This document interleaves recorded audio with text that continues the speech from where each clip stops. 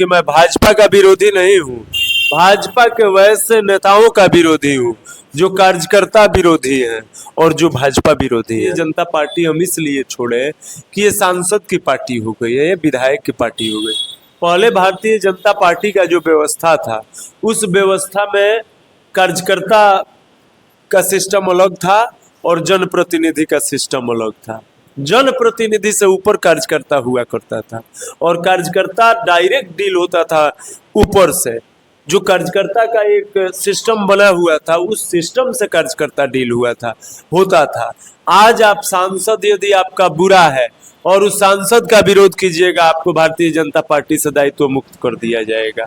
आपका विधायक यदि बुरा है, उस विधायक का आप यदि विरोध करते हैं तो आपको दायित्व से मुक्त कर दिया जाएगा। यानी आज कार्यकर्ता वही है, भाजपा वही है जो सांसद चाहे। यहाँ पे भारतीय जनता पार्टी मजबूत नहीं है। कोई सांसद और विधायक जीतता है, वो सोचता है कि हम अपने बदौलत जीत गए, 10% भी उसके कर्म का वोट उसको नहीं मिलता है। सब मोदी, योगी और विचारधारा हिंदुत्व, राष्ट्रवाद के नाम पर वो जीत रहे हैं। नमस्कार, प्रणाम। मैं हूं संदीप कुमार बारी और आप देख रहे हैं चंपारण बिहार न्यूज। अभी हमारे द्वारा एक मुहिम चलाया जा रहा है कि पश्चिमी चंपारण के वैसे होनहार युवा जो राजनीतिक में अपना अस्तित्व रखते हैं, राजनीतिक में अपना भविष्य देखते हैं, राजनीतिक में अपना कदम रखे हुए हैं, वैसे युवाओं से पश्चिमी चंपारण के अंदर जितने भी विधानसभा है, उस सभी विधानसभा के युवाओं से हम बात करने का एक मुहिम चला रहे हैं और हर विधानसभा में जानने का प्रयास कर रहे हैं कि आपके विधानसभा में क्या हो रहा है, क्या ज़रूरत है और कैसी विकास होनी चाहिए और कैसे आपके क्षेत्र के विकास हो रहे हैं। इसी मुद्दे पर आज हम चंपारण के एक ऐसे होनहार और तेज तरार युवा सौरभ ठाकुर से हम आपसे बात कराना चाह रहे हैं, जो एक तेज तरार और बीजेपी के एक बहुत बड़े युवा नेता के रूप में जाने जाते हैं, अपने वक्तव्यों के लिए जाने जाते हैं। आइए आपसे बात कराते हैं और बताने का प्रयास करते हैं कि इनका जो है क्या विचार है राजनीति के प्रति, युवाओं के प्रति और हमारे बिहार के प्रति। कैसे हैं सर? अच्छे हैं, आप कैसे हैं? बढ़िया। क्या हो रहा है आजकल? क्या होगा, हम लोग सामाजिक लोग हैं, समाज में संघर्ष जारी है। अभी विधानसभा का चुनाव है और तरह तरह के जो है प्रोपगंडा हर पार्टी के द्वारा अपनाया जा रहा है, लोगों को भ्रमित किया जा रहा है, लोगों को लुभावना दिया जा रहा है और जैसे ही चुनाव खत्म होंगे सारी की सारी बातें जो है धराशायी हो जाती है और लोगों का जो समस्या होता है वैसे को वैसा ही रह जाता है। इस पर क्या कहिएगा? सबसे पहले तो आपके चैनल के माध्यम से जो भी लोग हमारे और आपके बीच के वार्तालाप को देख रहे हैं, ये इंटरव्यू को देख रहे हैं, उन सबको मैं नमस्कार, प्रणाम, जय श्री राम।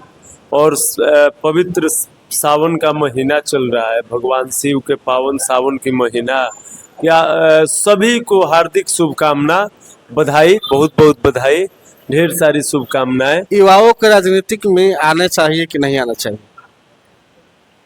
युवा देखिए, युवा क्रियाशील होते हैं और युवा उसी को कहते हैं, जवानी को ही है, जो पत्थर से पानी निकाल दे उसी का नाम जवानी है।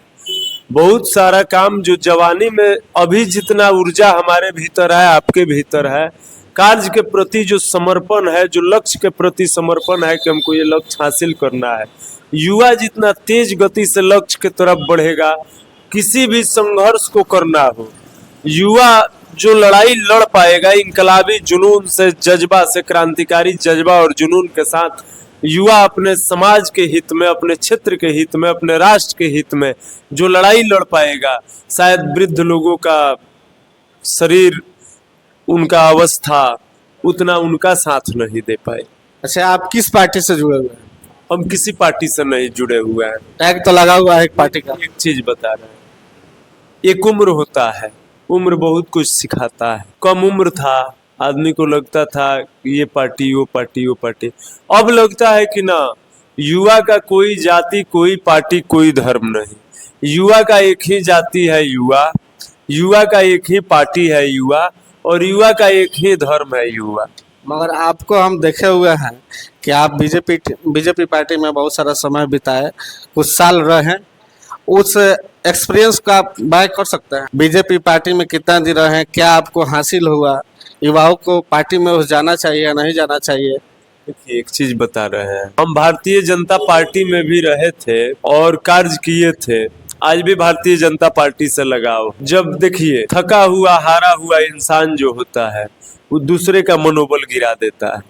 अब हम राजनीति में इस सोच के यदि कदम रखे हैं, भारतीय जनता पार्टी में हम इस सोच के आ रहे हैं कि हम भारतीय जनता पार्टी में जा रहे हैं तो हम नरेंद्र मोदी बन जाएंगे, हम योगी आदित्यनाथ बन जाएंगे, तो कल मेरा सपना साकार नहीं होगा तो मेरा मनोबल डाउन होगा और औलबला के हम कुछ कुछ बोलना शुरू कर देंगे।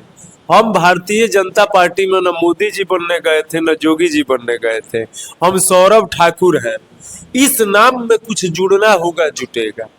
भाजपा नेता जुट जाए, जिला परिषद जुट जाए, विधायक जुट जाए, सांसद जुट जाए, मुख्यमंत्री जुट जाए, प्रधानमंत्री जुट जाए, निचले स्तर से ऊपरी स्तर तक कोई भी पद जुट जाए, हम सौरभ ठाकुर न रहेंगे। सोच के यदि आए हैं कि ना हम भारतीय जनता पार्टी में जा रहे हैं तो हम योगी आदित्यनाथ हो जाएंगे, तो ये संभव है। और तमाम वो ऐसे लोग, सही बात है कि भारतीय जनता पार्टी किसी को बुलाती नहीं है कि आप आइए। जिनको समाज में विचारधारा अच्छा लगता है कि भारतीय जनता पार्टी का विचारधारा अच्छा है, तो भारतीय जनता पार्टी में जाते हैं। जिनको लगता है कि भिन्न भिन्न जो दल है, सब दल का नाम लेना नहीं चाहेंगे, जिस दल से लगाव होता है उसी का नाम जुबान पे आए तो ज्यादा बेहतर है। जिसको जिस दल का विचारधारा अच्छा लगता है उस दल में वे लोग जाते हैं। कोई न्योता छपवा के, आमंत्रण कार्ड कोई नहीं भेजवाता है कि आप मेरे पार्टी का कार्यकर्ता बन जाइए। हम भी अपने इच्छा से थे, आज भी भारतीय जनता पार्टी से लगाव है, लेकिन कुछ लोग होते हैं जो सोच के आए हैं कि हमको मोदी जी बनना है, हमको जोगी जी बनना है। तो वैसे लोग जब मोदी और जोगी नहीं बनेंगे तो जिस परिवार में रहेंगे उसी परिवार को कल गाली देंगे और नए बच्चों को कहेंगे कि खराब चीज है। आपका इशारा कहीं और हो रहा है। ऐसा नहीं, हम अपने आप पर कह रहे हैं। हम 3 दिन 4 दिन पहले मेरा फेसबुक पोस्ट उठाइए और पढ़िए, मैं लिखा हूँ कि मैं भाजपा का विरोधी नहीं हूँ, भाजपा के वैसे नेताओं का विरोधी हूँ जो कार्यकर्ता विरोधी हैं और जो भाजपा विरोधी हैं। हर परिवार में एक घातिक लोग होते हैं, घात करने वाले, विश्वासघाती लोग। उसी तरह भारतीय जनता पार्टी, आज भारतीय जनता पार्टी हम काहे छोड़ दिए? भारतीय जनता पार्टी हम इसलिए छोड़े कि ये सांसद की पार्टी हो गई है, ये विधायक की पार्टी हो गई। पहले भारतीय जनता पार्टी का जो व्यवस्था था, उस व्यवस्था में कार्यकर्ता का सिस्टम अलग था और जनप्रतिनिधि का सिस्टम अलग था। जनप्रतिनिधि से ऊपर कार्यकर्ता हुआ करता था और कार्यकर्ता डायरेक्ट डील होता था ऊपर से। जो कार्यकर्ता का एक सिस्टम बना हुआ था, उस सिस्टम से कार्यकर्ता डील होता था। आज आप सांसद यदि आपका बुरा है और उस सांसद का विरोध कीजिएगा, आपको भारतीय जनता पार्टी से दायित्व मुक्त कर दिया जाएगा। आपका विधायक यदि बुरा है, उस विधायक का आप यदि विरोध करते हैं तो आपको दायित्व से मुक्त कर दिया जाएगा। यानी आज कार्यकर्ता वही है, भाजपा वही है जो सांसद चाहे। मेरे पूछने का कारण यही था कि लगातार चंपारण में बीजेपी पार्टी के अंदर ये बातें उठ रही हैं और पार्टी कार्यकर्ताओं का जो है अनदेखी हो रहा है। सांसद और विधायक के जो मुख्य लोग हैं, जो अपने पसंदीदा आदमी हैं, व्यक्ति हैं या कार्यकर्ता है, उन्हीं को काम दिया जाता है, उन्हीं को पूछा जाता है और उन्हीं को पद दिया जाता है। यह बात कहीं ना कहीं ये बात सही है। देखिए, ये थोड़ा सा समय आपका लेंगे और बहुत लॉजिकली बात आपको बताएंगे। नरेंद्र मोदी जी पूरे भारतवर्ष में मजबूत हैं, योगी आदित्यनाथ जी पूरे भारतवर्ष में मजबूत हैं, लेकिन नरेंद्र मोदी जी या योगी आदित्यनाथ जी कभी नहीं कहेंगे कि हम लोग मजबूत हैं। वे लोग अहंकार में कभी नहीं आ सकते हैं। यहाँ पे भारतीय जनता पार्टी मजबूत नहीं है। कोई सांसद और विधायक जीतता है, वो सोचता है कि हम अपने बदौलत जीत गए, 10% भी उसके कर्म का वोट उसको नहीं मिलता है। सब मोदी योगी और विचारधारा हिंदुत्व राष्ट्रवाद के नाम पर वो जीत रहे हैं लोग। अब कहानी क्या है कि आप कुछ जगह है, जैसे मैं लौरिया विधानसभा से आता हूँ, वहां पे एक जगह है साठी, आधा साठी पड़ जाता है आपको, साठी मार्केट जो है आधा पड़ जाता है लौरिया विधानसभा में, आधा पड़ जाता है नरकटियागंज विधानसभा में। और माननीय मंत्री जी का वो होम कंस्टिट्यूएंसी है नरकटियागंज विधानसभा। माननीय मंत्री यानी कि आदरणीय सतीश चंद्र दुबे जी।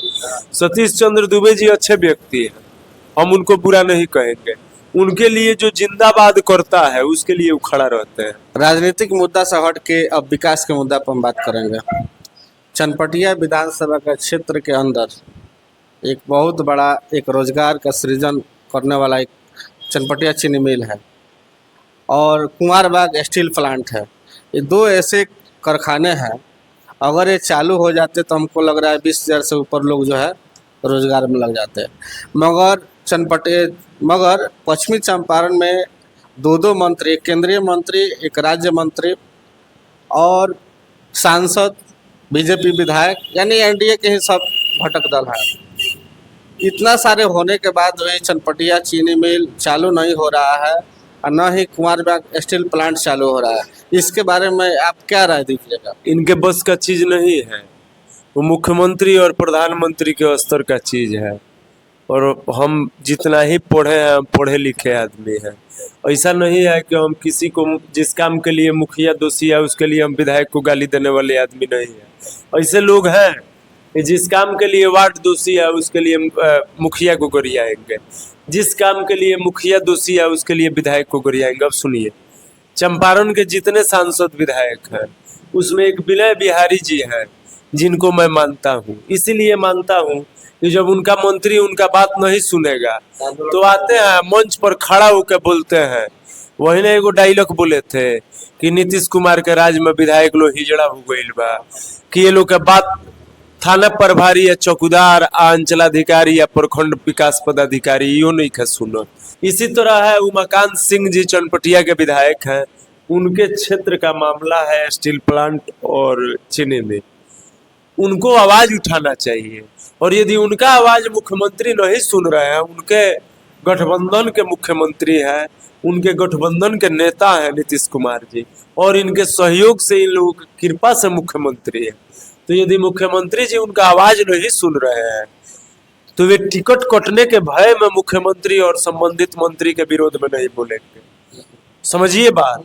हम उनका भी सम्मान करते जब वो चनपटिया चीनी मिल के लिए पहल करते और उसके जवाब में नकारात्मक जवाब आता तब वो आके मंच से कहते कि ना हम तो प्रयास करते हैं लेकिन हमारे मुख्यमंत्री मेरा बात नहीं सुनते हैं, हमारे प्रधानमंत्री मेरा बात नहीं सुनते हैं, हमारे सांसद मेरा बात नहीं सुनते हैं।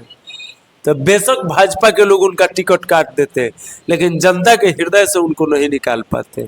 समझ रहे हैं बात। लेकिन वे लोग सत्य नहीं बोलेंगे, उनको जनता के वोट से ज्यादा विश्वास पार्टी के टिकट पे, समझिए। और जब पार्टी के टिकट पर ज्यादा विश्वास है तो वे जनता के खिलाफ यदि पार्टी के पक्ष में खड़ा होना हो तो वे जनता के खिलाफ पार्टी के पक्ष में खड़ा हो जाएंगे। एक वही नहीं, सभी विधायक सांसदों को हम कह रहे हैं। हाँ, कुछ विधायक हैं जिनके पास अपना आधार है, अपना वोट बैंक है, तो उनको विश्वास है पार्टी दी तो ठीक बा आ ना दी तो निर्दल। अच्छा, चंपारण में मोदी जी आने वाले हैं। जब मोदी जी आने वाले हैं, उनके सभाओं में हजारों की संख्या में लोगों को ले जाने के लिए 50 से ऊपर चंपारण में गाड़ी घूम रही है, प्रचार हो रहा है, जगह जगह सभाएं हो रही हैं, लोगों को जागरूक किया जा रहा है कि हाँ आपको मोदी जी के सभा में चलना है।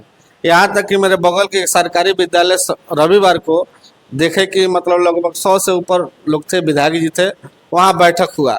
मैंने विधायक जी को चनपटिया स्वास्थ्य केंद्र में कभी जाते हुए नहीं देखा है, निरीक्षण करते हुए नहीं देखा है, कभी किसी सरकारी विद्यालय में जाते हुए नहीं देखा है, कभी जाकर स्कूल को पता करके पढ़ाई हो रहा है कि नहीं। मगर रविवार के दिन देखिए 100 की संख्या में सब मतलब लोग आए हुए थे, सभा हुआ, अंदर रूम में बैठ के सब कुछ किए लोग। देश के प्रधानमंत्री मोदी जी चंपारण में आ रहे हैं, उनके स्वागत के लिए इतना जोर शोर से तैयारी चल रही है, तो क्या हमारे चनपटिया चीनी मिल और स्टील प्लांट के लिए सांसद जी को या विधायक जी को सभा करनी चाहिए कि नहीं करनी चाहिए, आंदोलन करनी चाहिए कि नहीं करनी चाहिए, रोड पर उतरना चाहिए कि नहीं उतरना चाहिए? आप बड़ी लंबा सवाल पूछती है, हम शॉर्टकट आपसे एक सवाल कर रहे हैं। आप अगर हमसे पूछिएगा एक चीज कि विकास हुआ है कि नहीं हुआ है। आप पूछिए ना कि चंपारण में विकास हुआ है कि नहीं हुआ है, पूछने वाले थे। देश में विकास हुआ है कि नहीं हुआ है। ये लोग 4 साल बेमिसाल, तो 5 साल बेमिसाल, तो 9 साल बेमिसाल, ये लोग घूम घूम के करता है। समझिए, जब 9 साल बेमिसाल, 10 साल बेमिसाल, 11 साल बेमिसाल, तो फिर आपके देश लेवल का आप इतना ज्यादा मोदी जी विकास किए हैं, इतना ज्यादा मोदी जी के विचारधारा पे हम सवाल नहीं उठाते हैं। इतना ज्यादा आप लोग विकास किए हैं, मोदी जी के हाथों को मजबूत किए हैं, मोदी जी के साथ में मिल के आप इतना ज्यादा विकास किए हैं, फ्री में राशन आप गरीबों को दे रहे हैं। फिर मोदी जी तो आपके 1 नंबर के नेता हैं, देश लेवल के नंबर 1 नेता भारतीय जनता पार्टी के मोदी जी, और वे आ रहे हैं चंपारण में, और विकास पुरुष माननीय नीतीश कुमार जी, सुशासन बाबू, अब सुशासन बाबू और देश के सबसे यशस्वी विकास पुरुष प्रधानमंत्री, और ये सब लोग अपने नाम में लिखते हैं, इनके कार्यकर्ता लिखते हैं हमारे यशस्वी सांसद, हमारे लोकप्रिय सांसद। अरे भैया, आप लोकप्रिय हैं, विकासशील हैं, विकास किए ही हैं। फिर मोदी जी आपके 1 नंबर के नेता जब चंपारण में आ रहे हैं, फिर लोगों को बुलाने के लिए आप गाड़ी का मेहनत की जरूरत क्या है? आप गाड़ी का भेज रहे हैं। जब विकास किए हैं, तो जब 11 साल विकास करते रह गए, तो एक बार आ रहे हैं, हमको लग रहा है 2 साल 3 साल 4 साल पर कभी एक बार चंपारण में आते होंगे। तो 4 साल पर गरीबों का मसीहा, इस देश का विकास पुरुष, माँ भारती को विश्व गुरु के पद पर प्रतिष्ठित करने वाला आ रहा है, तो उसके लिए आप लोग इतना मेहनत काहे कर रहे हैं? अगर वो विकास पुरुष है, गरीबों का मसीहा है, तो गरीब अपने से चले जाएंगे उसके रैली में उसको देखने के लिए। आप लोग तो अपने विकास पे अपने सवाल खड़ा कर रहे हैं। इतना मेहनत क्यों हो रहा है? वही चीज बोले, समझा के बोले।